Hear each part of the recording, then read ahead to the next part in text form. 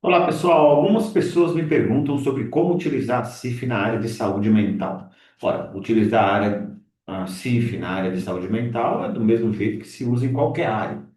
Mas esse neurocientista, ele traz uma abordagem que vai me ajudar a explicar melhor o uso da CIF em saúde mental. O nome dele é Miguel Nicoleles, ele é um neurocientista.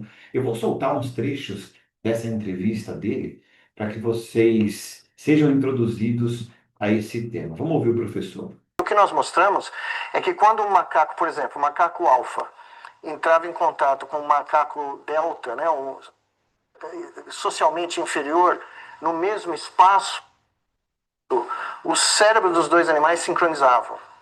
Literalmente, ou seja, a atividade elétrica dos dois cérebros estava ocorrendo no mesmo momento, no tempo. Uma telepatia? Não, não, não era. A entrevistadora pergunta se é uma telepatia. Não, não é uma telepatia. O que ele disse é que existe o macaco alfa, o líder, em relação ao macaco delta. Veja que essa sincronia, ele vai falar adiante, faz com que um comande o outro. Existe uma influência do cérebro de um superior em relação, do alfa em relação ao delta. Macacos e 70% da atividade elétrica, por exemplo, quando o macaco alfa estava se dirigindo, ou o macaco delta caminhando numa cadeirinha de rodas controlada pelo cérebro dele, o cérebro entrava em sincronia perfeita. Quando a gente invertia a tarefa, punha o macaco delta na cadeira de rodas e ele caminhava em direção ao macaco alfa, a sincronia era metade. Ora, então vejam só. Se as posições estão invertidas, ou seja, se o macaco alfa, que é o líder, ele fica subordinado, a sincronia já não é tão evidente, tão importante.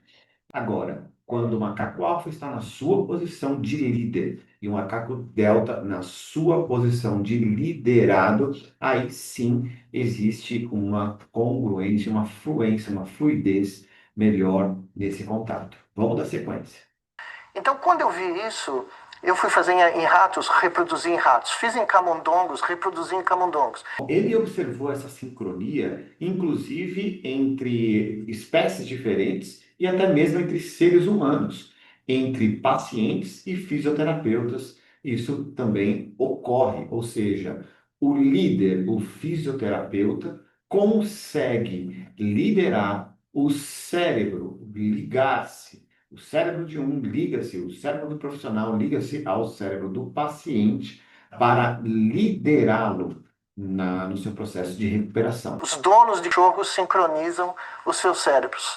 Ou seja, não é à toa, e eu tenho uma teoria há muitos anos de que nós só conseguimos domesticar certas espécies porque são as espécies que conseguem sincronizar os cérebros conosco. Veja que ele falou mesmo sobre o dono de um cachorro em relação ao cachorro e como é possível domesticar alguns animais, porque são animais que estão preparados biologicamente para se ligarem a nós, para nos ter como líderes e então nós podemos domesticá-los e até, em alguns casos, domá-los.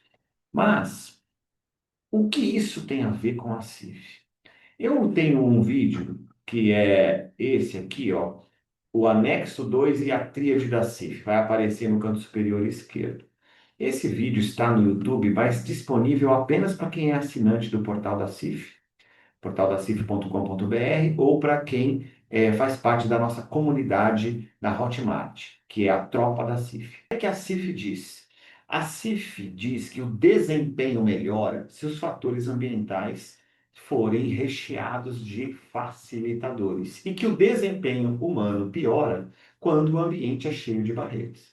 O que é que nós vamos colocar aqui para vocês? Um dos fatores ambientais tem um capítulo na ciclo de fatores ambientais que se chama atitudes.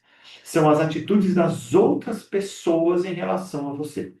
As atitudes das outras pessoas em relação a, ou a um indivíduo.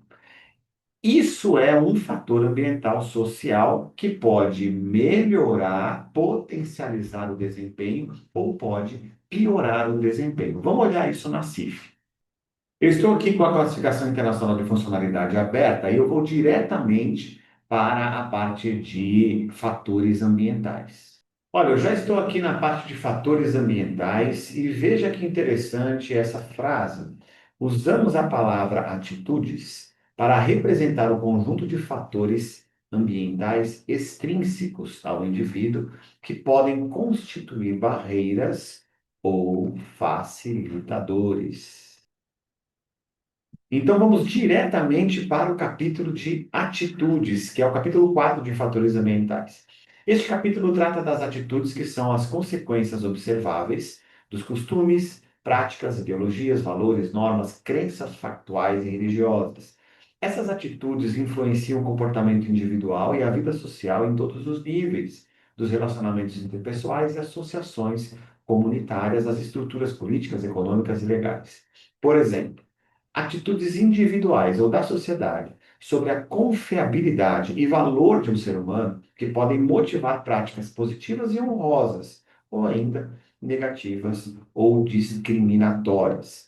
Bom, depois nós temos aqui várias categorias de pessoas que podem ter atitudes positivas ou facilitadoras ou negativas. Então, se uma mãe tem boas atitudes em relação ao filho, como estímulo, como punição quando isso é necessário para correção e educação, isso melhora o desempenho dessa criança em todas as áreas. Se, por outro lado, essa mãe tem atitudes acusatórias, se ela causa medo ou se ela age de forma que cause medo, mesmo que indiretamente, você vai traduzir isso em uma barreira ambiental, piorando o indivíduo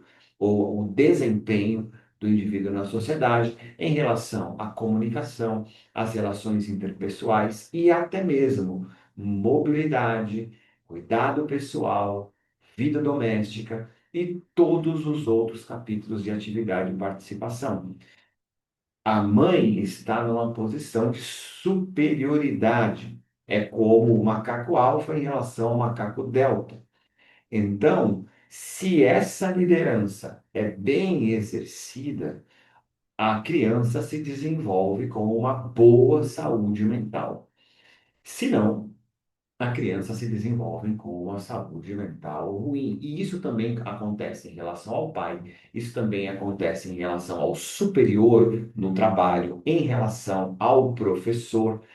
Essas relações é que diferenciam a capacidade do indivíduo do desempenho, que é aquilo que acontece por causa dos estímulos positivos ou negativos. Ou seja, o estado de saúde mental é dependente do estado ou dos fatores extrínsecos do ambiente atitudinal, apoio e relacionamentos que aquele indivíduo tem. Por consequência, podemos ter sim alterações, inclusive químicas do cérebro, que são alterações funcionais, não corrigidas por medicamentos, apenas amparadas temporariamente. Obviamente que o indivíduo tem que fortalecer a sua capacidade de reagir a isso, como também, na maioria dos casos, precisa mudar de ambiente. Alguém quer pesquisar sobre isso? Alguém quer pesquisar comigo sobre isso? Sobre fatores ambientais e saúde mental? Fica o convite para você aí. Um abraço.